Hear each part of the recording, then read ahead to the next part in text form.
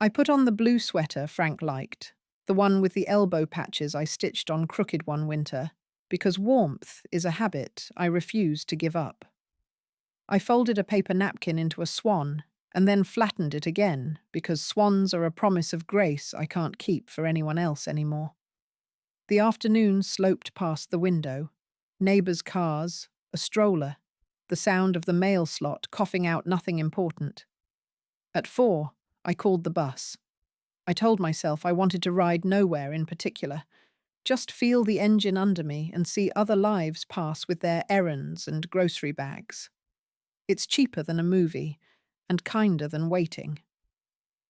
On the bench at the stop, a boy in a jersey kicked pebbles and sang to himself. "Happy birthday," I told him in my head, startled by my own blessing. He looked up at me, maybe sensing something, and grinned. When I returned, the answering machine's red eye blinked 5 times. Offers and charity drives.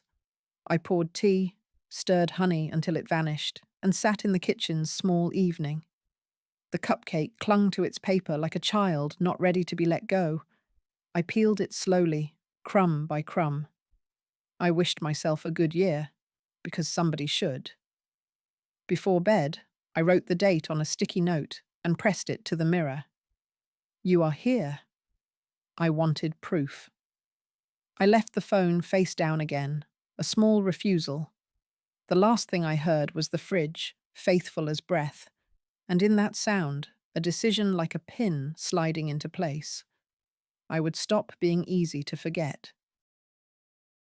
Before sleep, I walked the rooms with the light off, palm on the wall, as if I were learning the house again by touch. The Afghan on the sofa kept its folded line like a seam remembering a body. Somewhere, a neighbour's sitcom laughter burbled up through the vent, and then cut off mid-joke. I washed my face at the sink, where a tiny crack threads the porcelain like frost on a window. I told the mirror softly, "You made it this far." And the woman there, who looks like my mother, and a little like a stranger I am learning to greet. "You don't need to see the paperwork. It's all standard." That's what my son said 2 weeks earlier at his kitchen island, where the granite is veined like a storm map. I had come to drop off a casserole and a bank envelope of birthday cash for the grandkids' sports registration. His wife rinsed grapes in a colander the colour of mint toothpaste and didn't look at me when she said, "It's just smart to get everything in order now that you've hit that age." That age? The words landed with a quiet thud, like mail pushed under a door you forgot you closed. I wrapped my hands around the mug they'd given me for Mother's Day, best grandma ever, with the A rubbed pale by the dishwasher. Steam rose and fogged my glasses, and I chose, right then, not to wipe them. The blur made the room kind, the dried glue smudges on a school project, the streak of peanut butter on the counter, the way their little dog watched me as if I might have a pocket full of treats. He slid a stack of papers toward me. Power of attorney, medical directives. A trust, he said, mirrored the one Frank and I drafted years ago. I opened my mouth and felt Frank's name arrive on my tongue like a coin I might swallow. He'd been gone 8 years, but he still rose up at the edges of things, like a watermark in paper when you hold it to the light. We were careful savers, Frank and I, envelopes in a shoebox labelled for the car, the roof, the rainy day that sometimes seemed a permanent season. "Just sign and we'll get it notarized," my son said. "We're slammed this month. We'll take it off your plate." "My plate is not so heavy," I said, thinking of my plain white dishes at home, chipped and honest. I turned a page and saw a page pinched beneath another, as if the paper itself was shy. The legal words slithered past me like eels. I wanted to be the woman who said, "Wait. Explain this to me line by line." But I heard my own mother's voice, soft and tired. "Don't be difficult. Be a help, not a burden." When I left, I tucked the unsigned papers in my bag and the bag under my arm. The way I'd carried my babies when they were so new, it was a wonder they didn't float away. On the porch, his wife called, "Be careful on the steps," as if the steps were the problem. I smiled, because that's the face I have trained for company. That night, I spread the papers on my table, put on Frank's old reading glasses I keep for their weight more than their strength, and moved my forefinger under each sentence, like a child learning to read. I did not sign. I made tea and let it go cold while I looked at the line where beneficiaries were named. Habit can be a kindness. It can also be a leash. I pressed each page flat with my palm and felt how much of me was still there, not yet given away. The bank envelope came back to me thinner than I expected. On Monday, I stood at the teller's window beneath a poster of smiling people I couldn't imagine ever needing to count coupons, and watched numbers shuffle themselves down to something shy. "There's an automatic transfer to Lawson Outdoor," the teller said, tapping her keyboard. "Monthly, set up last spring. Lawson Outdoor is my son's company. Lawn care, patios, a storage unit stuffed with mowers like patient horses." "I don't remember doing that," I said. My voice was the voice I use when the smoke alarm chirps at 3 in the morning, calm enough to be believed. "No problem," she said, and printed a sheet. The ink came out warm. I slid it into my purse as if the paper might bruise.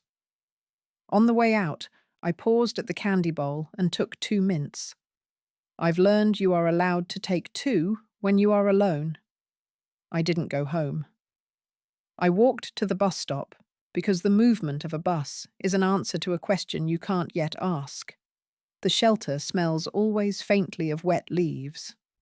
The bench was cold and honest. An older man in a veteran's cap nodded. "Cold one," he said.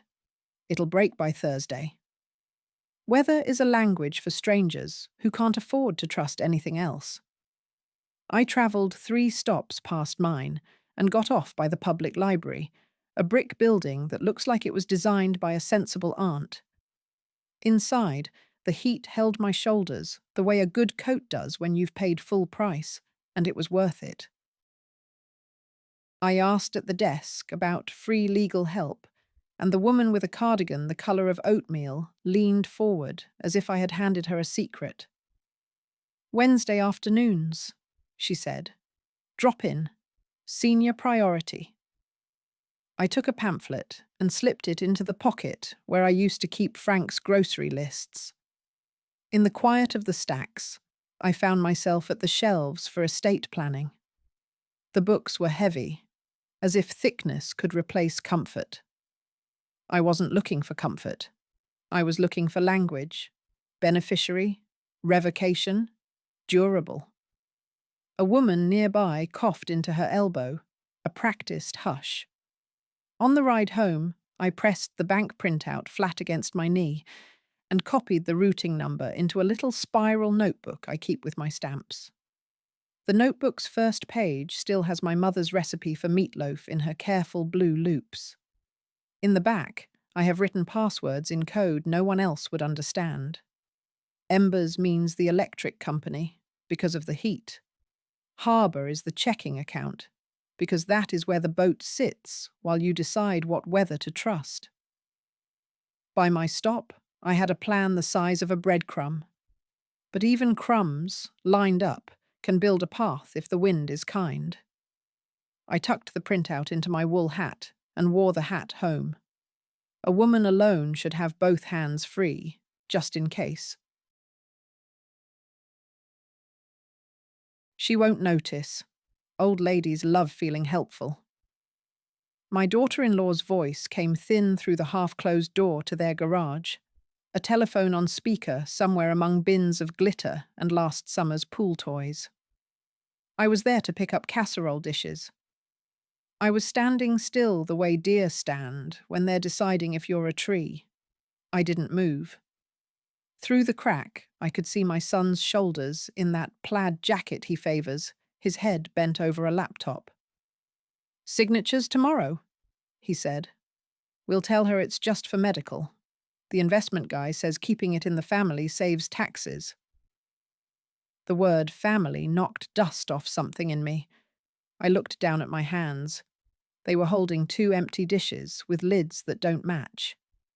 In the reflection of a stopped washing machine door, my face looked like my mother's when she lost her checkbook once and believed, for an hour, that the world was over. It hadn't been then. It wasn't now.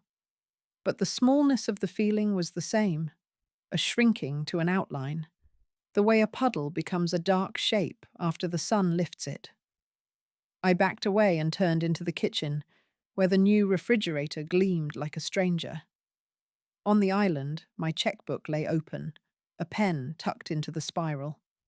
The pen was mine. My name, Loopy from high school, practiced for Valentine envelopes to Frank, scrolled across the top of the last carbon copy. A withdrawal I did not remember.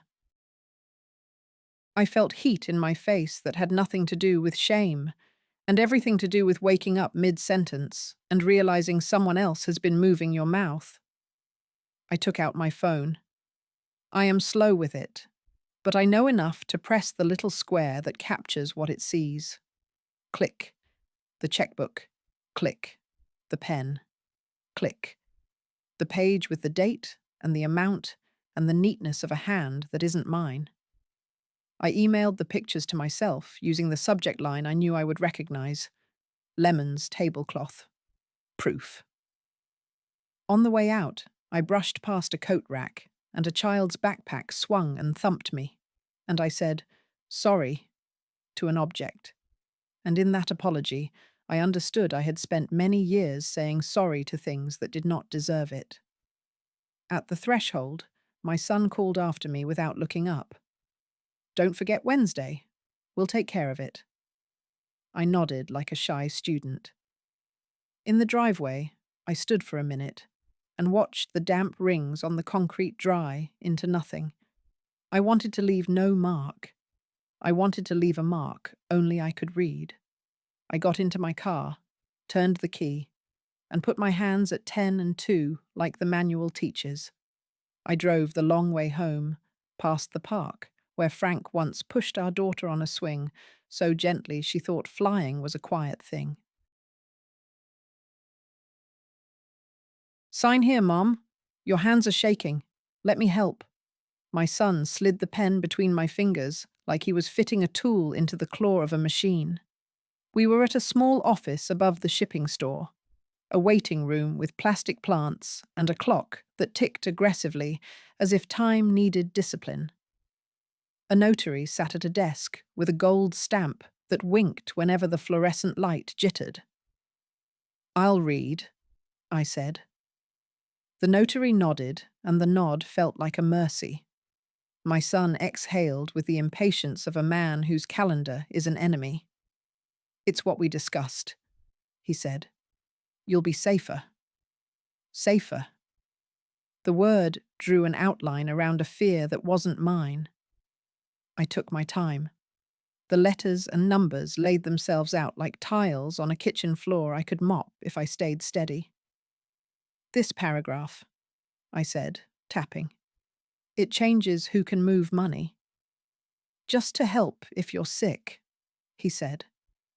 His wife looked at her phone and formed her mouth at a silent message the way actors do when they pretend to read the news. "I'm not sick," I said, and heard the notary clear her throat like a woman who has to swallow her own name too often. When I asked to take the papers home, my son's mouth thinned. "You'll lose them." It was not a prediction. It was a story being written over me. The notary folded her hands. "She can take copies," she said, simple as napkins. A small ally in a beige cardigan. I took my copies and I took the stairs one careful step at a time. Outside, the sky was the color of a bruise healing. I walked 2 blocks to the diner, where the jukebox has been permanently set to silence, and the waitress with the bee tattoo on her wrist calls everyone Hon. She slid me a glass of water with a lemon wedge and a menu I could recite from memory. I ordered chicken noodle and ate the broth like it might teach me a language. At the corner table, 2 retirees argued about which bus line got you to the VA fastest. Their voices rose and fell, and I felt my own heart settle to their rhythm. When the check came, I left an extra dollar for the hand with the bee that refilled my cup before I could ask. On the way out, the bell on the door sang the note doors sing when they're not judging anyone for leaving. I didn't go home. I went to the library. Wednesday, the oatmeal cardigan had said. Senior priority. I sat under a poster about wills and trusts, printed in cheerful blues, and waited my turn. When a woman in a navy blazer called my name, I stood up like a student who knows the answer, not because she's lucky, but because she has been studying her own life for a very long time. We already scheduled the capacity evaluation. Ride is at 2. The text arrived from my daughter at 9:04 a.m., and I knew it wasn't meant for me because it included my name followed by a rolling eyes face.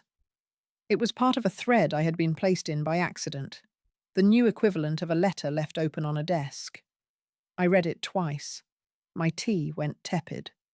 The fridge hummed kindly, as if to say, "You are still here." I took my canvas tote from the closet and packed it the way I used to pack for day trips with the children. Water, crackers, a sweater in case the air conditioning was mean, a folded blanket that holds the scent of lavender because I'm stubborn about soft things. I put in my notebook, the one with harbour and embers and the meatloaf recipe, and the photos of the checkbook I'd printed at the drugstore. I added a list. Call the bank, stop the transfer, change the PIN, ask about alerts. At the senior centre, the legal clinic was a classroom with flyers about chair yoga and Medicare fraud pinned to a bulletin board under curling pushpins. A woman with silver curls and fierce eyebrows, Ms. Alvarez, shook my hand like she meant it. "Tell me everything from the beginning," she said. The beginning is never where anyone thinks it is, but I tried. We sat for an hour. She did not interrupt. When I stumbled, she waited for the sentence to find its feet. Her questions were gentle, precise, no pity in them. "Do you have copies?" she asked, and I lifted the manila folder I had labeled Trust, thick with my small defiance. "We can draft a new one," she said. "We can revoke powers you no longer wish to grant. We can put safeguards. We can put your voice on paper." Her pen made soft ticks like rain starting. "And you choose your witnesses." I thought of the notary and her beige cardigan, the bee tattoo, the librarian, the bus driver who calls me Miss M. There are more kinds of family than you think until you need them. "I want no one to decide for me because they are faster," I said. My voice surprised me. It had an edge I hadn't heard since I was a young mother arguing with an insurance agent about a claim for stitches. Ms. Alvarez nodded. "Good. Start here." She slid a fresh page across the table. "Beneficiaries. We will name who you trust." The pen felt solid in my hand. It did not tremble. Outside, someone laughed, the kind of laugh that has survived winters. I wrote carefully, because names matter, and because I have learned how easily they can be taken from you by anyone impatient with vowels. "Take that ring off," the nurse had said the night Frank died, practical, firm. "It swells after." My fingers refused. Frank, with his slow grin, his breath a ragged shore, had squeezed my hand once, then again softer, as if wringing water from a washcloth. The ring slid like a small moon into a cotton envelope. I tucked it in my bra because I could not stand it leaving skin. I thought of that night as I sat at my kitchen table with Ms. Alvarez's list of documents I would need. The ring lived now in a little blue box in my dresser beside the packets of seeds I never planted. I opened the box and let the gold rest against my palm.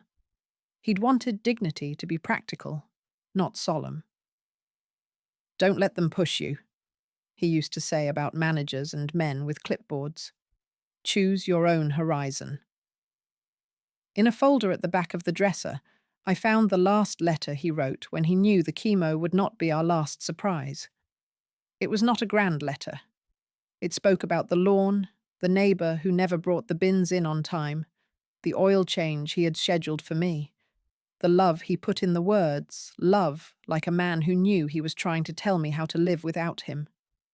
At the end, a line in his crooked block letters. "Keep the house only if it holds you. Make the rest go where it warms someone else." I made tea and set the letter like a saint's card by the toaster. I felt greedy for his voice. I am not ashamed. Grief is a pantry you open and open because sometimes the spice you need is hiding behind the flour. I walked to the bus stop with the ring on a chain under my shirt, a private punctuation. On the ride downtown, a pack of high schoolers crowded in, full of Friday. One girl stood and offered me her seat without making a show of it. I took it. I smiled with my whole face. A boy with chipped black nail polish drummed on the pole, and the rhythm softened my chest. At Ms. Alvarez's office, we filled in blanks that felt like opening windows. Revocation of prior grants. Clarification of who can speak if I cannot. "I want that to be someone who knows my soup," I said. And she did not find it silly. We drafted language I did not know I knew how to ask for, that birthdays are to be remembered as proof of relationship, that neglect voids the privilege of deciding on my behalf. She smiled at that, legal face softening into woman face. "We'll phrase it so it holds," she said. When I left, it was late bright afternoon. I stopped for a soft serve cone and ate it in the parking lot with frank joy, a drip managing to find my knuckle the way sweetness has always known how to do. A flock of starlings turned as one body over the strip mall. The world kept being what it is. I found that comforting. I told the realtor to list it as "is if she balks." The voicemail pinged as I was sorting receipts at the kitchen table. It was my daughter-in-law, her voice smooth with the confidence of a person who likes her handwriting. "We can't keep waiting." She didn't hang up properly. There was a clatter, and then my son's voice, lower. "Don't spook her. We'll do the evaluation, then we're clear." Their house had my name on the deed, a generosity turned anchor. The plan between us had always been fluid. I help, they help. Water flows where it is needed. But the river had been rechanneled without my map. I called the county recorder and asked for a copy of the title to my own home. The clerk sounded startled that I asked. "We can email it," she said. Paper arrived through the wire like a bird at a window.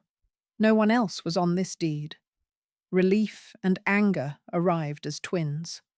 So it was my son's house they were circling, not mine, and the distinction steadied me like a handrail. I called the bank and spoke to a woman named Mara, who sounded like the kind of person who keeps extra tissues in her drawer. Together, we stopped the transfers. She set up alerts. "Text for anything over 50, she said. "You be the one who knows first." I wrote her name on a sticky note and pressed it onto the inside of my cupboard door like the name of a friendly saint. I took the bus to the locksmith. "Deadbolt?" he asked. "Not because I'm afraid," I said, and we both smiled. The door got a new spine, just in case Story needed muscle. I changed the pin on the garage keypad to the year I married Frank, because anyone who breaks that code should at least have to learn the date. I set a small bowl by the front door for keys and pennies, and the pebbles I pick up when my hands need something honest to hold. At dinner, I made eggs and toast and ate at the counter with the radio murmuring a ball game from somewhere I couldn't place. The toast cooled quickly. Old bread does that. I took Frank's ring off the chain and slid it on my finger and let it sit there a minute, not as a vow, but like a shared breath. Then I put it back where it now belongs, over my heart, because hearts like continuity. In the evening, I typed a list titled, "What I Will No Longer Provide Without Respect." It was long. It made me laugh once, out loud, at the audacity of my own boundaries. I tucked the list in the trust folder, behind the page with beneficiaries I wasn't ready to show anyone yet. The house felt larger after that, as if I had opened a window I hadn't known was painted shut. "Happy belated, Mom." The message flashed up 3 days after my birthday with confetti I hadn't earned. A photo followed, my granddaughter grinning beside a cake with sparklers that made the frosting look like a city on fire. I typed a cake emoji and a heart that could stand in for anything and set the phone down like a too bright lamp. On the table, Ms. Alvarez's draft lay smooth and serious. We had built it in careful pieces. I had asked for simple language where possible and synonyms where not. I had asked for a no contest clause like a polite fence, not to punish, just to tell the truth. I had asked for my wishes to be in sentences that sounded enough like me that if someone read them aloud in a room, I would feel present. I named the library for a share because libraries have held me when people did not. I named the senior centre because the legal clinic had offered me questions that did not bruise. I named the women's shelter in town because in the bathroom, there I once sat on the edge of the tub and cried with a stranger in 2 separate but equal silences. I named, in a special letter, the bus driver, who says Miss M and waits the extra beat when I am not as quick as I was. I kept something for each grandchild if they keep me in their mouths kindly, if they write me when I am gone. I did not erase my children, because erasing is a cruelty I do not practice. I rebalanced the scales. I wrote, in my own hand, a letter about birthdays and casseroles and the quiet labor of love that gets so little ceremony. I said, "I am not your wallet with a heartbeat." I said, "I love you, but I refuse to be misnamed as an obstacle to your convenience." When Ms. Alvarez called to say the witnesses were arranged, a retired teacher from her church and a nurse from the clinic, I felt the peculiar calm that comes when a room you feared enters the exact temperature you prefer. "Bring ID," she said. "Bring the ring if you like him there." I laughed. "He goes everywhere now," I said, touching the chain. That night, I baked a pan of brownies and set them to cool on the stove. The house smelled like a memory that hadn't been used up. I wrote each witness's name on a sticky note so I could thank them without asking twice. I am tired of asking twice. I am also tired of being told it is cute when I forget. I am not cute. I am thorough. "You're confused." My son stood in my doorway on a Saturday that smelled like rain through screen. He didn't knock. He arrived, large with intention. Behind him, my daughter-in-law scrolled her phone like a priest reading liturgy. "We have an appointment for you," he said. "It'll clear this up. You'll thank us." I had a kettle on. It clicked just then, a readiness that made me smile. "Tea?" I asked. Hospitality is my habit, even when love is not invited. He waved it off like a gnat. "Get your purse." "I have papers to sign," I said. and watched the muscles in his jaw write a paragraph I refused to read. With my lawyer. The word shocked him, as if I had claimed a mountain. Why? He asked, and the child in his voice startled me with a tenderness I didn't want to feel. Because I am not confused, I said. Because I am careful. The kettle sighed. I poured water over the bags, and the smell of bergamot stepped into the room like a neighbor carrying a casserole. He sat at the table as if his weight could change its mind. His wife took a photo of the mug and posted it somewhere. The tiny whoosh of proof sailed past my ear. We're just trying to help, he said, and I thought of the way help can come with a leash hidden in its pocket. I set a mug in front of him anyway. He didn't touch it. You're writing me out, he said softly, not looking at me. It wasn't a question, and it wasn't exactly true. But it was the first time he had said anything that confessed he knew there was a story larger than his schedule. I am writing myself in, I said. It's different. For a moment, we sat with that, the tea breathing steam between us like a small, tolerant animal. Outside, a squirrel scolded the air for existing, and I thought, I too have that right. When they left, the house took a long, slow exhale. I wrote down the exact words he used and the time he had said them. I am a devotee of details now. Details are a rope out of a well. I placed the page in the trust folder, between the photos of the checkbook and the bank printouts. Then I washed the mug he hadn't touched and set it to dry upside down. A simple declaration.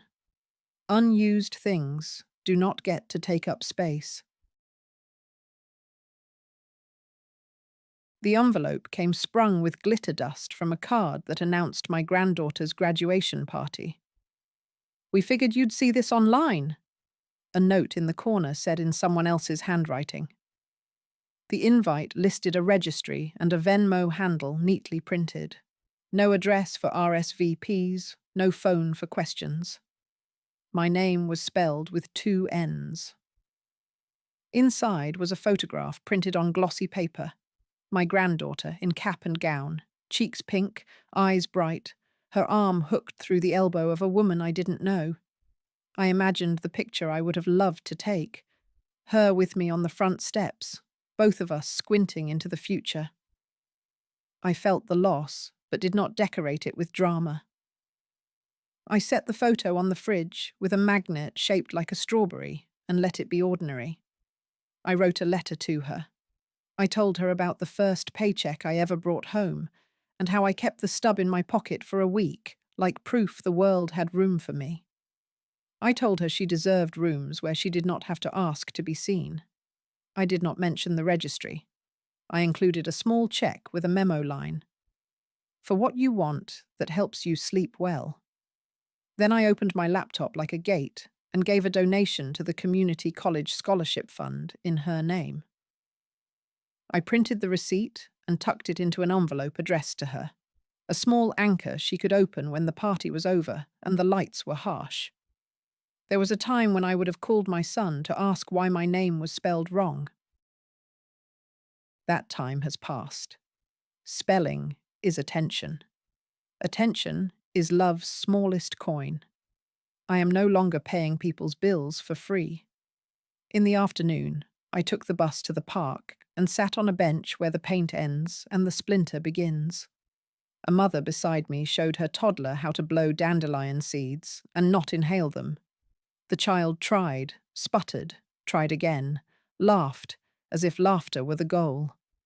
I watched the fluff float toward the pond and thought about wishes you don't make out loud, because some things are braver when they're quiet. On the ride home, I texted Ms. Alvarez a question about the trust. Could we include a letter of intent about my things?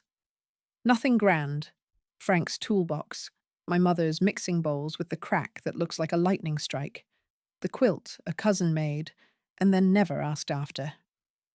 Yes, she replied. Write it how you speak.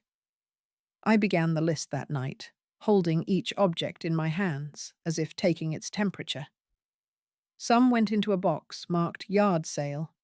Some I washed and set gently on the dining table, as if I were already saying goodbye to the weight of them. Don't be dramatic. You're too old to do this alone. My daughter said it over the phone with the assurance of someone who has never packed a suitcase in the dark. I looked at the small blue case on my bed and rolled socks into pairs the way Frank taught our son when he was 10. Tight, not mean. I folded 2 cardigans, one grey like a sensible sky, one red because colour is a kind of courage. I slid in the folder labelled Trust, the ring, my notebook, a book of poems with coffee stains like missing islands. I had reserved a room at the Seagull Motel 2 towns over, a place that promises clean towels and a continental breakfast without apology. I wanted to be near water. I have always been kinder to myself near bodies that move without permission. The woman at the desk had a grandson named Luca and a pencil tucked behind her ear. "We still do real keys," she said, and laid mine on the counter as if it were a small miracle. The room smelled like lemon cleaner and a life I could choose. The bedspread was the colour of the inside of a shell. I put the trust folder in the bedside drawer and my ring under my pillow, because old habits cradle me when courage gets tired. I sat on the edge of the bed and called Ms. Alvarez. "Tomorrow," she said. "We sign tomorrow." I walked to the pier. Fishermen argued about bait in voices soft with long practice. A gull eyed me like a critic. I bought a paper cup of chowder from a man who had named his shack Linda's after a woman he still missed. I spooned the soup, felt it travel like a kindness, and remembered the first time Frank took me to the ocean. The way he pretended to be afraid of the waves so I would hold his hand without thinking. Back at the motel, I wrote a letter to my children. Not a manifesto, a map. I wrote about birthdays and casserole dishes and the day I watched their father die and learned that loving someone means learning how to stay when staying hurts. I wrote, "I will no longer stand in line for the privilege of being ignored." I wrote, "My final trust will reflect the life I actually lived, not the one you narrate when it is convenient." I slept with the TV on low, the way I did when the kids were little and fevers rose like tides. A paid program showed a blender pureeing carrots into a dream of health. I clicked it off and let the fridge in the motel kitchenette hum me to sleep. It did not sound like mine, but it was faithful, and faithfulness is a good lullaby. Take what you need. The church rummage sale sign flapped on its stake outside the fellowship hall, where folding tables held the contents of many decisions. I carried in a box labelled yard sale and laid out my offerings. 2 pie plates, a set of Christmas mugs with chipped handles, a stack of paperbacks that had kept me company when nights were too long. An older woman with a braid wound into a crown around her head admired the mugs. "My daughter hosts," she said. "She won't mind the chips." I wanted to tell her how many Christmas mornings those mugs had witnessed, but I let them go without a speech. I bought a wool scarf the colour of rain and a tin of buttons that clacked like a good idea. A teenager took my $5 bill and asked if I wanted change. "Keep it," I said, and felt extravagant. Later, in the corner by the coffee urns, I fell into a conversation with a man whose wife had died last winter. He talked about how loud the house got when it was only him. "Everyone thinks it would be quiet," he said. "It's the opposite." I understood. There is a static to loneliness that lives between the hum of appliances and the space where footsteps used to be. After lunch of egg salad on white bread that tasted exactly like the childhood we were all trying to both keep and escape, I sat in a metal chair and wrote the letter of intent about my things.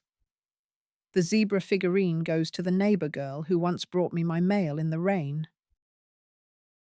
Frank's hammer goes to the community tool library starting at the shelter next month. The chipped Christmas mugs. To anyone who doesn't apologize when pouring cocoa.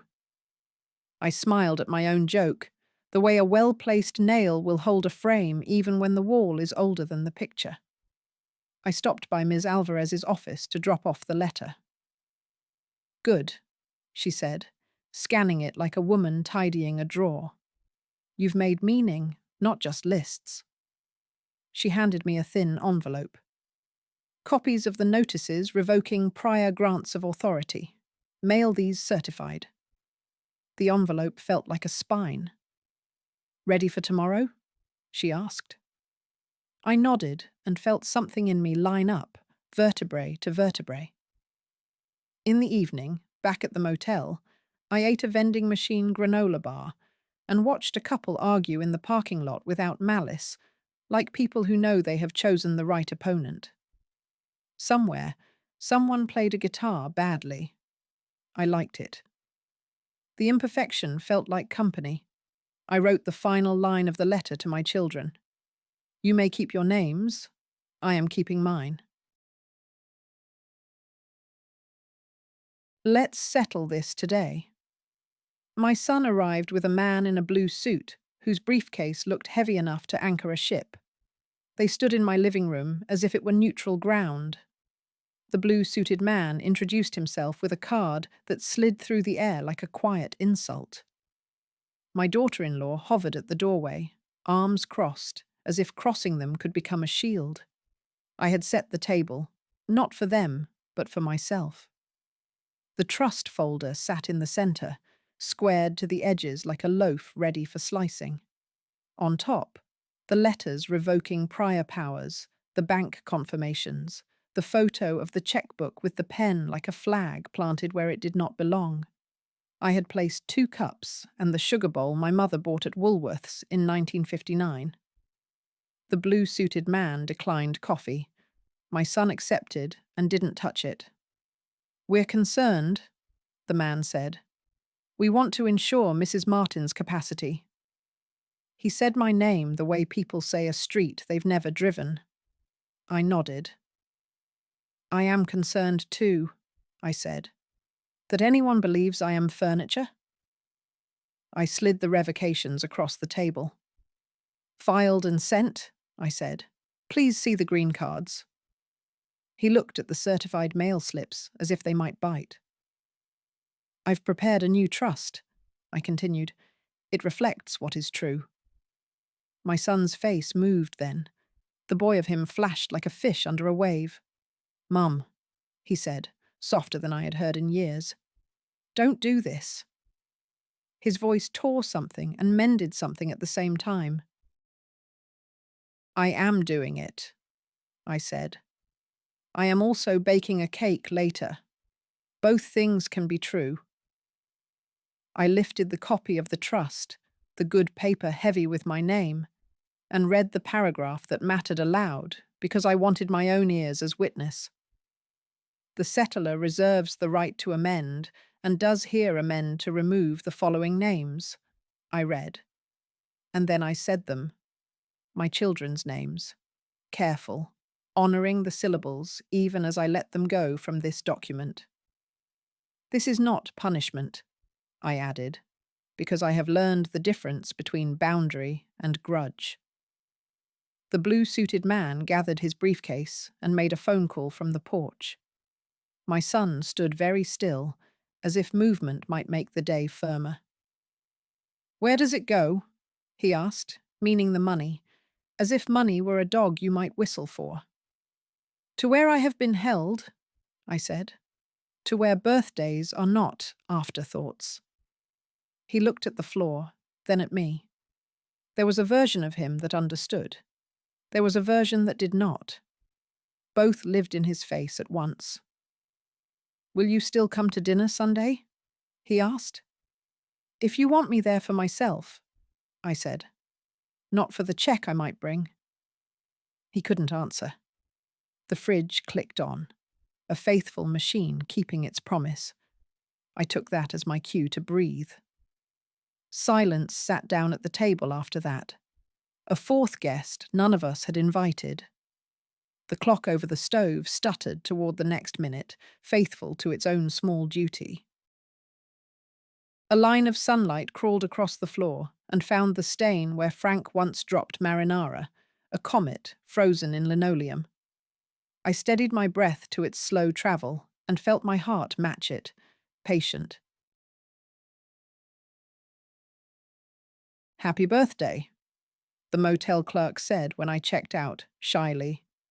She had seen the date on my license. She slid a muffin toward me wrapped in a napkin. "On the house," she said, and looked a little like someone handing over a medal someone forgot to award. I took it and tucked it into my tote. The sky over the pier was the pale blue that promises weather without guaranteeing it. I rode the bus home, watching the town like a slow film. The senior centre passed, then the diner, then the bank. All the scenes of my small rebellion. At my stop, the driver caught my eye in the mirror. "You good, Miss M?" he asked. "I am," I said, and felt the truth sit down next to me like an old friend rediscovering my address. In my kitchen, I cracked eggs and measured flour and sugar into the bowl with the lightning crack. I baked a yellow cake because some traditions insist on themselves. While it rose, I washed the good plate and set it on a tea towel to dry, then iced the cake with the back of a spoon, making whirls like soft wind on a pond. I set one candle in the middle because ritual is not about volume, it is about intention. Grace, the neighbour girl, knocked and handed me a card she had made with markers that bled into one another like feelings do when you say them out loud. "My mum said it was your day," she said. "We baked brownies, but my brother burned them. We still ate them." I laughed and gave her a slice and a napkin and a seat at my table. We ate in a companionable hush that felt like a benediction. "You have nice plates," she said. "They're old," I said. "So am I." After she left, I took out the trust folder one last time to check the tabs. Beneficiaries, letters, receipts. The certified green cards curled like leaves in late summer. Everything in its place. My handwriting on the final page looked steadier than it had in years. I slid the folder back into the drawer beside the blue ring box and closed it like you close a door you plan to open again, but not for the same people. It rained briefly and then stopped, the way feelings do when you let them travel through instead of pitching a tent. I carried a slice of cake to the porch and watched the street shine. Somewhere, a dog barked with the conviction that he could keep the world from forgetting him. I lifted my fork, took a bite, and let the sweetness rest on my tongue until it dissolved to memory. They forgot my birthday again. I forgot their names in my final trust. I remembered mine. The fridge hummed, steady as a vow. The candle's thin smoke climbed the air and vanished, but the room still smelled faintly of sugar, and that, I decided, was enough for today. Enough.